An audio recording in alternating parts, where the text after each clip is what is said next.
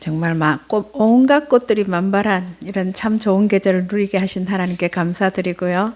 오늘도 예배하는 우리 모든 성도들, 또 특별히 먼 곳에서 저부님이 세우시고 지키신 교회를 찾아오신 모든 분들 환영하고 축복합니다. 하나님이 이 시간 예배하는 우리 모두에게 은혜와 평강으로 함께 해주시기를 바랍니다. 대한민국 모든 사람들이 주목하고 있는 집사님이 기도하신 것처럼 대통령 선거가 이제 사흘 앞으로 다가왔는데요. 좋은 지도자가 선출되어서 나라가 안정되고, 오늘 아침 기도문을 보내드린 것처럼 분열과 갈등이 좀 봉합되고, 국민이 이제는 질시와 반목을 버리고 화해와 치유가 일어날 수 있도록 여러분들 기도 많이 해 주셔야 합니다. 기도하고 계시죠? 다시 말씀드리지만 우리가 사는 이 사회, 나라를 위해서, 그리고 위정자들을 위해서 기도해야 하는 이유는요, 신앙이 단순히 종교적이고 영적인 영역에만 국한되는 것이 아니기 때문이고요. 그리스도인으로 산다는 것이 이 땅에 발을 딛고 복음의 사람으로 삶을 살아내야 하는 실존의 문제이기 때문입니다. 우리 척국교회가 118주년을 지난주에 지냈습니다. 오늘 미국에서, 서울에서, 여러 곳에서 창립자이신 김종숙 목사님의 자녀분들이, 후손들이 함께 예배드리게 되어서 교회 이야기를 조금 들려드리고자 합니다. 한국에 복음이 들어온 지 23년 만에 이 첩첩산중 법전면 검문고을에 교회가 세워졌어요. 처음부터 우리 교회는 복음 전도와 함께 독립운동을 위해서 세워진 교회예요. 독립군 자금을 모아서 전달하는 중간기지 역할을 했던 곳이고, 나라의 독립을 위해서 옥고를 치르고 목숨을 잃은 분이 있어서 우리 교단 총회에서 3.1운동 참여교회로 지정되어 있습니다. 118년 전에 한국에 기독교가 들어온 지 23년 만인 1907년에 이 첩첩산중 검문고을에 우리 교회가 세워졌다는 것은 지금 생각해도 놀라운 일이라 생각되는데요. 뜻있는 분들이 토지를 팔아서 독립자금으로 보내고 남은 돈으로 교회를 짓고 학교를 같이 짓다 보니 돈이 모자라서 교회는 기와로 짓고 학교는 초가로 지었다고 해요. 지금 이 두 건물은 문화재로 등록되어 있습니다. 건물의 중요한 가치가 인정되어서 2021년도에 코로나가 한창일 때 대한민국 역사박물관에서 근대문화유산 20주년 기념 전시회를 했습니다. 그 중에서 의복, 왕궁에 쓰던 의복이나 음식, 그리고 도서 이런 것이 있었는데요. 그 중에 건축물이 5점 전시되어 있는데 그 5점 전시된 건물 중에 하나가 우리 교회가 전시되어 있었습니다. 건축 분야에. 지금의 국가유산청에서 이 건물이 매우 소중한가 봐요. 1909년에 봉화군청에 건물 대장에 등록이 되어 있는데, 그때 지은 건물이 설계도가 있을 리가 없겠죠. 근데 국가유산청에서 한 며칠 동안 작업을 해서 안에서 밖에서 드론을 띄우고 이렇게 며칠 작업을 해서 책을 만들어냈습니다. 이 건물을 가지고 설계도를 만들어냈어요. 이따 뒤에 한번 보시기 바랍니다. 그래서 천재지변이나 무슨 사고가 생기면 이 건물을 그대로 복원할 수 있도록 설계도를 책으로 만들어내서 큰 도서관에 배포가 되어 있다고 합니다. 이 교회가 허물어져 갈 때 김영성 장로님을 이곳에 보내셔서 교회를 지키게 하셨어요. 자녀들이 있는 미국에서, 뉴질랜드에서 정말 편안하게 지내셔도 누가 뭐라 하지 않으셨을 텐데, 하나님이 우리 교회를 지키게 하시려고 장로님과 권사님을 이곳으로 부르셨어요. 장로님 노심초사 교회를 위해서 기도하고 일하셔서 문화재로 등록되었고, 지금은 선조들의 신앙 발자취를 보고자 많은 믿음의 사람들이 찾아오는 교회가 되었습니다. 이러한 우리 교회 118년의 이야기가 책으로 출간되어서 올해 안에 출판될 예정이에요. 책의 부제가 기억과 성찰과 계승이에요. 저기 박물관인 것처럼 돌아보고 내다보는 교회가 되고자 책도 그렇게 기억과 성찰, 계승이라는 부제를 달았습니다. 오늘 예배하는 우리가 지금부터 또 한 권의 신앙의 역사를 아름답게 써서 50년, 100년 후 다음 세대들에게 우리의 아름다운 믿음의 이야기를 전해줘야 하는데요. 주님 오시는 날까지 그 일이 계속되어야 합니다. 그런데 여러분, 2038년부터 기독교인 수 하락폭이 가팔라질 거라고 해요. 한국교회 청년합의 목회데이터 연구소와 함께 국내 15개 교단 2001년부터 22년까지 교세 통계 자료를 토대로 조사 결과를 발표했습니다. 조사 결과는 한국교회 미래가 밝지 않다는 거예요. 또 2023년에는 기윤실에서 한국교회의 사회적 신뢰도에 대한 조사를 한 게 발표된 게 있습니다. 조사에 의하면 한국 기독교인들은 이기적이고 정직하지 못하고 정치적으로 편향되어 있고 기복주의를 강조하고 남을 배려하지 못하고 사회에 무관심한 사람들이다. 이렇게 인식하고 있다고 해요. 23년에 조사된 것인데 지금 다시 조사한다면 한국교회에 대해서 어떤 결과가 나올까요? 여러분, 우리 한 사람 한 사람은요, 여러분 스스로 2년 전과 비교한다면 어떨 것 같으세요? 신앙과 인격의 품이 넓어져서 더 너그러워지고 온유해지고 타인에 대한 사랑과 배려가 더 무르익으셨을까요? 아니면 타인을 향한 잣대가 더 엄격해지고 비판과 지적의 손가락질이 더 빈번해지지는 않았는지, 더 옹졸해지고 까칠해져서 사소한 것에도 쉽게 마음이 상하지는 않는지, 저도 말씀을 준비하면서 저 자신도 돌아보게 되었어요. 여러분, 신앙과 인격의 품이 해마다 더 넉넉해지는 큰 믿음의 사람들 되시기 바랍니다. 그것은 하나님이 우리에게 기대하는 것이기도 하고요. 우리가 행복한 사람이 되기 위해서예요. 그러기 위해서 우리가 우선적으로 해야 할 일이 있습니다. 그것은 하나님을 아는 지식에 자라가야 돼요. 참된 그리스도인의 삶은 하나님을 아는 사람만 가능하거든요.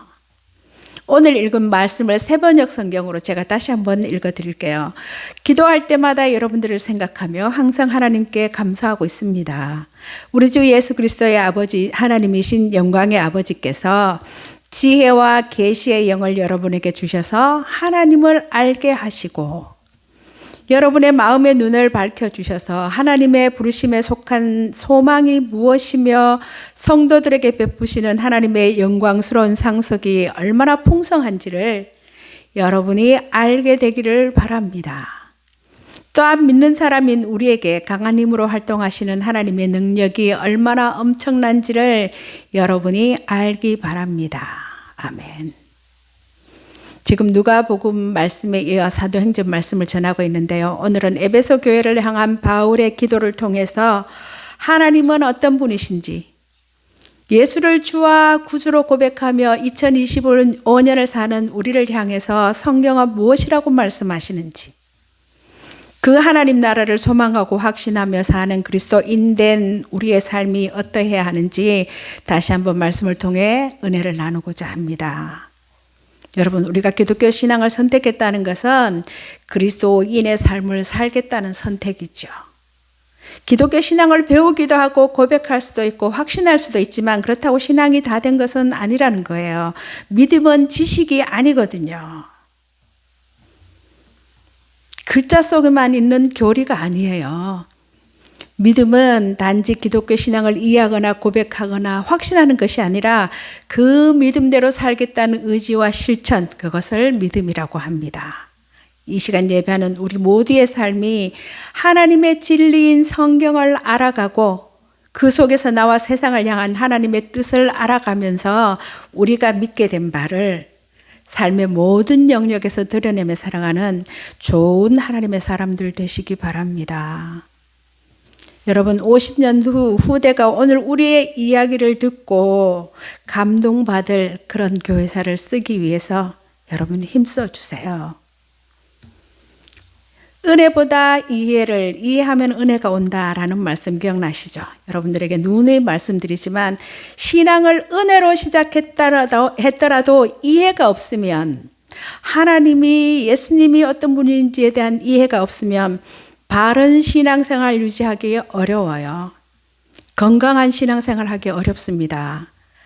우리가 이런 말을 많이 하죠. 하기도 하고 듣기도 하는 말 중에 신앙이 뜨겁다, 믿음이 뜨겁다라는 말을 하는데 믿음이 뜨겁다는 게 무슨 의미인가요? 제가 생각하기에 그것은 하나님이 누군지 이제 정말 알게 되었고 그래서 내가 이제 어떻게 살아야 하는 사람인지 알게 되었다는 그런 뜻 아닐까요? 신앙이 뜨겁다는 것은 다른 게 아니라 바로 그것이어야 해요. 그래서 신실하게 믿음의 길을 뚜벅뚜벅 걸어가는 그것이어야 합니다. 그게 뜨거운 믿음이에요. 여러분, 신실한 그리스도인의 삶은요, 하나님을 올바로 아는 데서 출발하고 하나님과 친밀한 교제 가운데 풍성해집니다. 신앙 그냥 저절로 가만히 있어서 되는 거 아니죠. 풍성해지지 않습니다. 하나님을 올바로 아는 데서 출발하고 하나님과 친밀한 교제 가운데서 풍성해져요. 그래서 바른 신앙을 위해서는요, 바른 이해가 우선되어야 합니다. 우리가 믿는 하나님은 성경이 말하는 그 하나님이기에 하나님을 알려면 성경을 읽고 공부해야 합니다. 기독교를 책의 종교라고 해요. 우리는 성경을 믿는 사람들이고요. 그래서 매일 성경 읽고 묵상하는 일 여러분이 힘써서 하시기 바랍니다. 그저 내가 좋아하는 성경 말씀 아래만 밑줄 치고 살면 우리 삶의 자리에 하나님의 말씀이 들어올 틈이 없다고 해요. 성경이 가르치는 삶은 하나님 앞에서 하나님과 더불어 사는 삶이에요. 그것은 세상의 잣대가 아닌 하나님의 말씀으로 믿음으로 인생을 해석하면서 하는 것입니다. 우리는 성경을 통해서 하나님을 알아가게 되는데 영생을 하나님을 아는 것이라고 했어요. 누가복음 17장 3절 말씀을 누누이 말씀드렸는데요.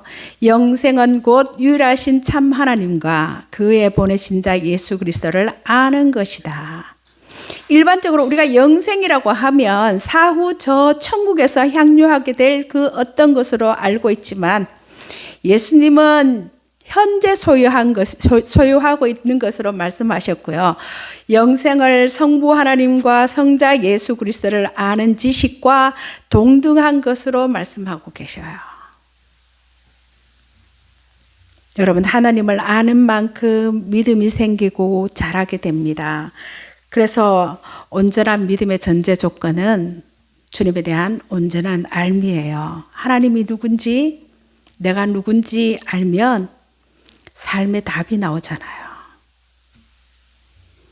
그래서 오늘 사도 바울은 에베소 교회에 편지하기를 하나님을 알기를, 하나님이 무슨 일을 하고 계시는지 알기를 바란다고 편지하고 있어요. 여러분, 온전한 믿음에 도달할 유일한 방법은 말씀과 기도라고 하죠.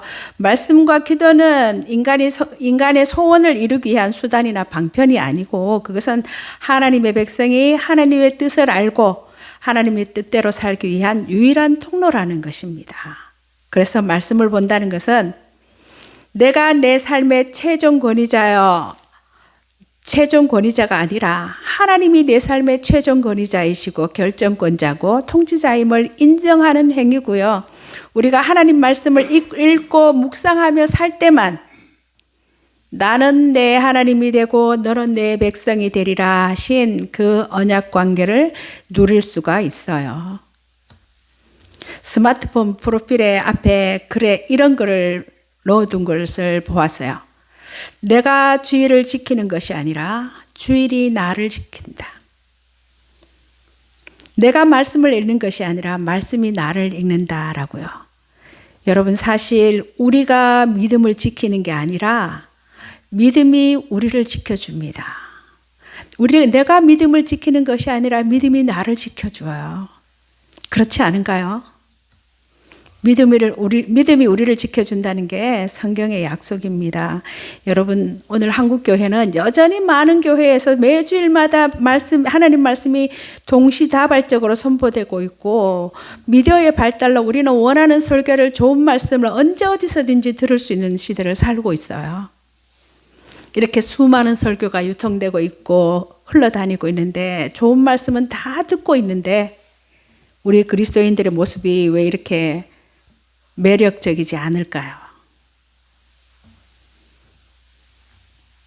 그것은 성경에 기록된 예수 그리스도의 삶과 죽음, 그분이 선포하신 복음과 일치하는 삶을 살지 못했기 때문이라는 것입니다.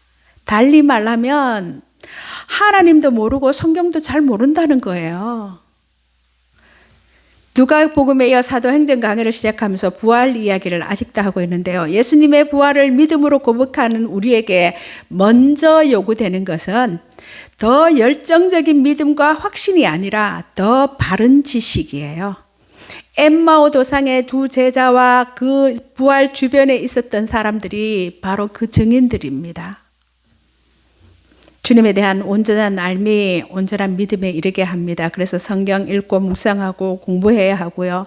그거 하지 않으면, 하나님을 아는 지식에 자라가지 않으면 늘 믿음의 제자리 걸음을 하게 됩니다. 여러분, 신앙생활은 재미가 없어요. 작은 일에도 쉽게 흔들리게 됩니다. 여러분, 신앙생활이 뭐라고 생각하십니까? 신앙생활은요, 신앙 플러스 생활이에요. 말씀 위에 선 그리스도인의 삶이에요. 하나님의 주인 되심을 고백하며 사는 청지기의 삶, 청지기로 살아가는 거죠. 사도행전 서두에 보면 부활하신 예수님이 승천하시기 전 마지막 40일 동안 제자들에게 부활의 증거와 하나님 나라 일을 가르치셨어요. 아마 공생의 공적 기간의 가르침을 정리하셨을 것이고, 하나님 나라와 관련해서 예수님의 부활과 죽음의 의미를 설명하셨을 거예요. 이것은 제자들이 성령의 능력으로 증인이 되기 전에 꼭 먼저 해야 될 일이 진리를 배우는 것임을 말해줍니다. 여러분, 바르게 알아야 은혜와 능력을 바르게 사용할 수 있고요. 그래야 비로소 성도의 바른 삶이 가능하게 됩니다. 사도행전에 의하면 예수님이 마지막 가르침 후에 제자들에게 약속하신 것이 있죠. 성령님을 보내주시겠다는 거예요. 성령의 임재는 우리의 정체성에 대한 보증이고요. 증인의 삶으로 살아가게 할 능력이 되는데, 성령의 능력은 우리의 일상의 삶에서 삶을 진리 안에서 바르게 살아가는 것입니다. 다시 말하면 예수 그리스도의 사람으로 바르게 세워지는 것이 성령 충만이에요.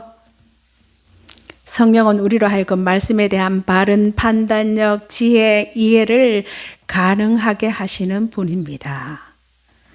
여러분, 일반적인 시각에서 인류가 말하는 종교의 근거가 초월이죠.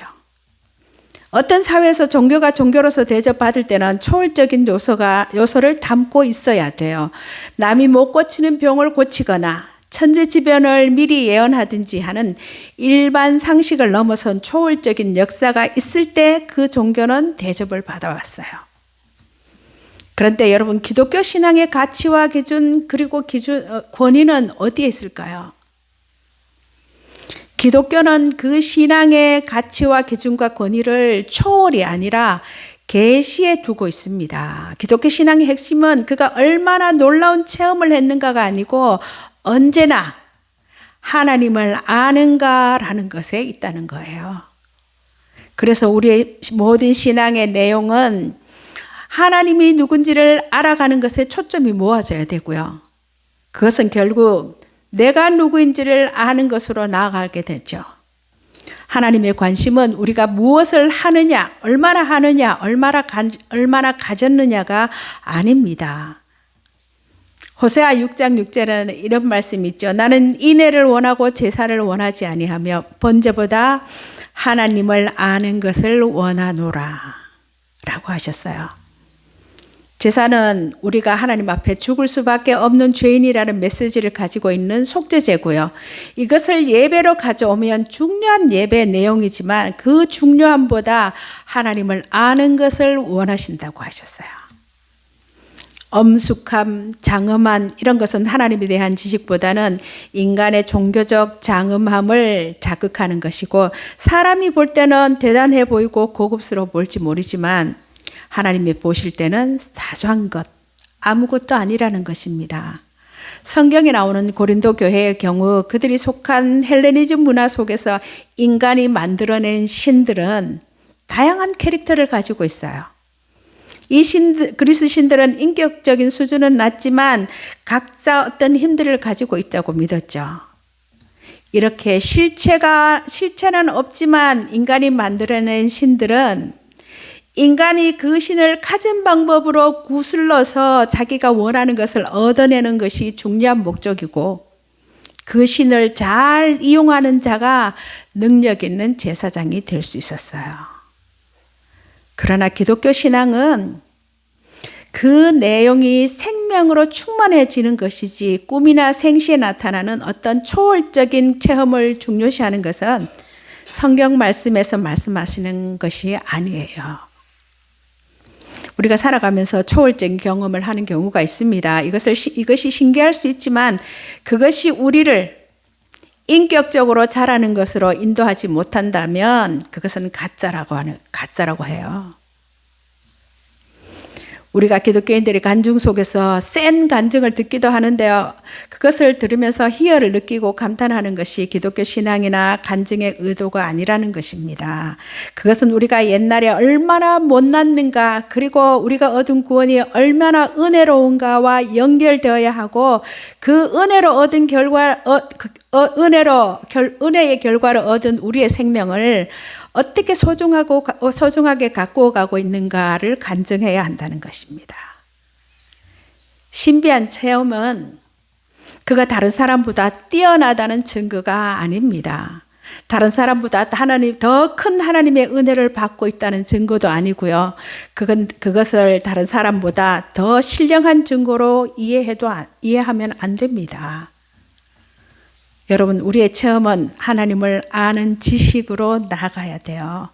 그래서 하나님이 내게 이렇게 하셨노라고 하는 것에서 더 나아가 나는 이런 일을 통해서 이런 하나님을 알게 되었노라고 나아가야 된다는 것입니다.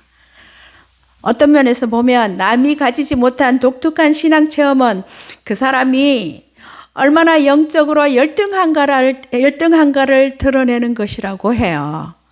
평범한 것으로는 못 알아들으니 강한 처방을 내려지는 것이기에 부러워할 필요가 없다는 것입니다. 여러분, 우리는 지금 예수님의 부활과 재림 사이의 시간을 살고 있어요. 2025년을 맞이해서 벌써 5개월이 지났습니다. 어떤 각오로 새해를 시작하셨고 어떻게 살아오셨어요? 이런 질문을 또 해봅니다. 정직했는가? 성실했는가? 겸손했는가? 예의 바르게 살았는가? 지혜로웠는가? 의미 있고 가치 있는 일을 하며 살았는가? 선하였는가? 착하였는가? 용기가 있었나? 소신이 있었나? 하나님을 사랑하고 하나님의 뜻대로 살려고 하는 발버둥이 있었는가? 여러분, 여기에는 조건이 없어요. 이 사람에게는 선하고 이 사람에게는 안 선해도 되고, 예의를 차려야 할 사람에게는 예의를 차리고, 무식해 보이는 사람에게는 함부로 하고 무시하고, 그건 아니죠. 여러분, 기독교는 머리로 믿는 것이 아닙니다. 그리스도인이 된다는 것은 단순하게 종교적이고 영적인 영역에만 국한되는 것이 아니고 복음의 사람으로 삶을 살아내야 하는 실존의 문제고요. 기독교 신앙은 일하고 먹고 자고 돈 벌고 돈을 쓰고 그런 모든 일에 관련되어 있어야 합니다.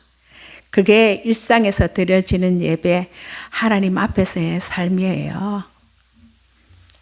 여러분, 성경은 나는 너희 하나님이 되고 너는 내 백성이 되리라 하신 그 일을 하시려고 우리 삶에 개입하신 하나님 이야기예요. 하나님의 원리가 세상의 원리와 다르기에 모이는 예배를 통해서 하나님을 만나고 하나님의 말씀을 듣고 신앙적인 삶의 원리들을 배우고 걱정하고 기도하던 이 문제에 대해서 하나님께 응답을 받고 그런 다음에 하나님의 파송을 받아서 복음을 들고 삶의 자리인 세상으로 나아가 빛으로 소금으로 살아가는 것이, 그렇게 살아야 하는 것이 그리스도인입니다. 우리의 삶이 그래야 된다는 거예요. 여러분, 하나님이 원하시는 것은 종교 생활이 아닙니다. 바른 신앙은 의식이나 제도나 종교 생활이 아니라 하나님 백성다운 삶입니다.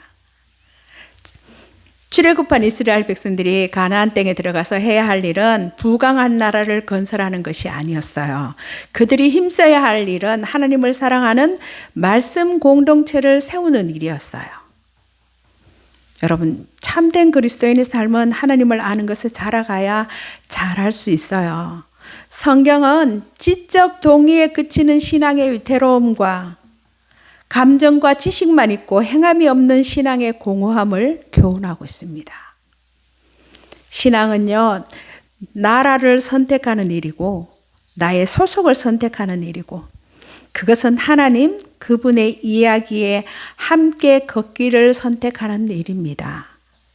여러분, 주와 같이 길 가는 것 즐거운 일 아닌가? 주와 같이 길 가는 건 여러분 즐거우십니까? 하나님이 누군지, 예수님이 누군지 안다면, 진짜 안다면 어찌 즐겁지 않겠어요?